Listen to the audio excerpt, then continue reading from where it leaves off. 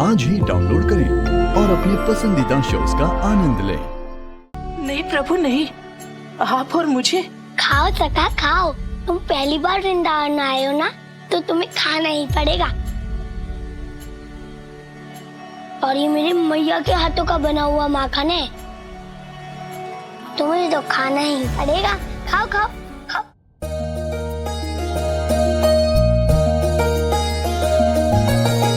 भक्ति की है ये चरम अवस्था, भक्ति की है ये चरम अवस्था। भक्तों की प्रति भगवान की निष्ठा, भक्त की है ये चरम अवस्था। प्रेम भक्त की मन में जितना, प्रभु धरण कर स्वयं में उतना। सखा सुदामा के मनमोहन, निज हाथों से खिलावे माखन। प्रभु तेरी लीला परम पार है, प्रभु तेरी लीला परम पार है। भक्तों का तू घर परिवार है।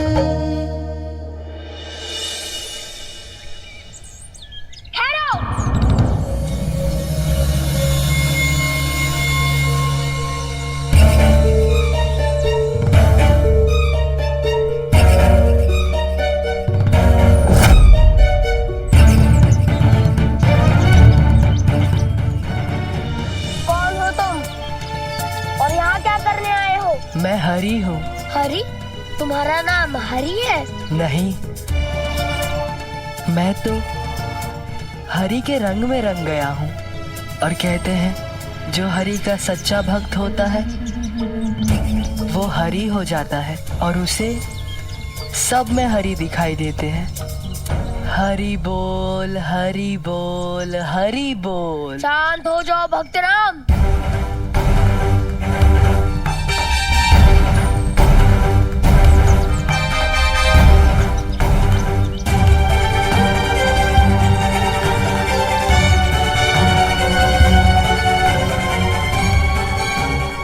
ऐसा प्रतीत होता है भक्तराम कि हम पहले भी कहीं मिल चुके हैं, और वो भी बहुत निकटता से। अवश्य मिले होंगे। हरि के भक्त तो पूरे संसार में मिलेंगे, सब एक जैसे दिखते हैं। हो सकता है मेरे जैसे तुमने किसी भक्त को देखा हो। भक्तराम, तुम बहुत बातें करते हो। बताओ तो किस प्रयोजन से आए हो वृंदावन में? मैंने सुना है कि वृंदावन में कोई भी आ सकता है। यहाँ किसी का परिचय नहीं पूछा जाता, अपितु स्वागत किया जाता है। हाँ, स्वागत तो होता है, किंतु कभी कभी ग्वाले के भेष में असुर भी आ जाते हैं, इसलिए सतर्क होना आवश्यक हो जाता है।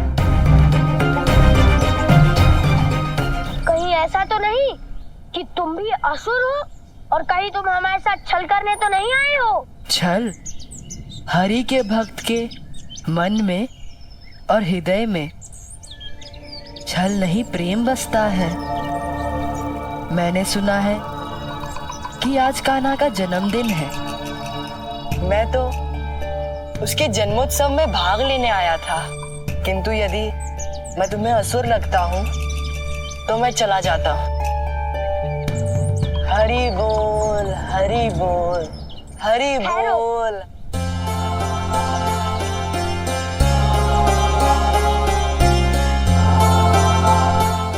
तुम मेरे अनुज के जन्मदिन पर आए हो, और कान्हा के जन्मदिन पर यदि कोई असुर भी आए तो हम उसे मना नहीं करते।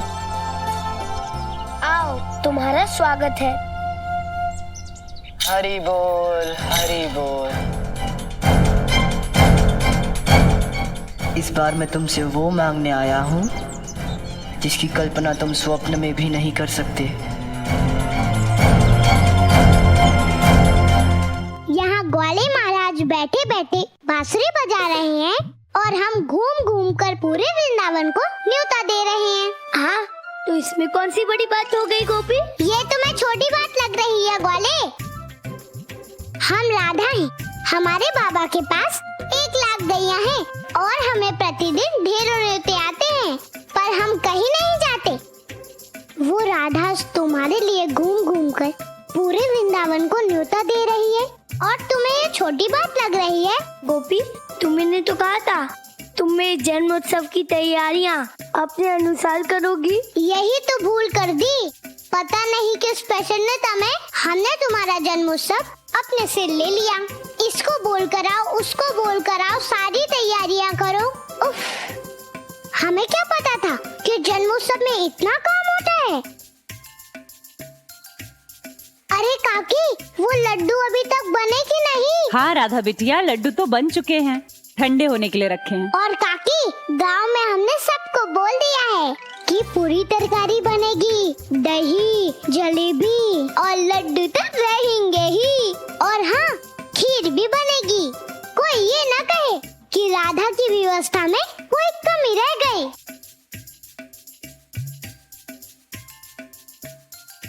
ये लो, सारा कार्य तो कर लिया, किंतु अति आवश्यक कार्य तो भूल ही गए। भूल? और तुमसे ऐसी क्या भूल हो गई तुमसे गोपी? यही कि पूरे संसार को तो न्योता दिया है, किंतु अपने ही घर में न्योता देना भूल गए। हमने स्वयं को तो न्योता दिया ही नहीं। गोपी, तुम्हें तो पता ही है कि कल हमारा जन्मोत्सव है, तो फिर तुम्हें क्या न्योते की आवश्यकता? हाँ, हमें तो पता है ग्वाले, किंतु हमारे मैया बाबा को तो नहीं पता ना। उनको भी न्योता देना भूल गए। उसकी कोई आवश्यकता नहीं है।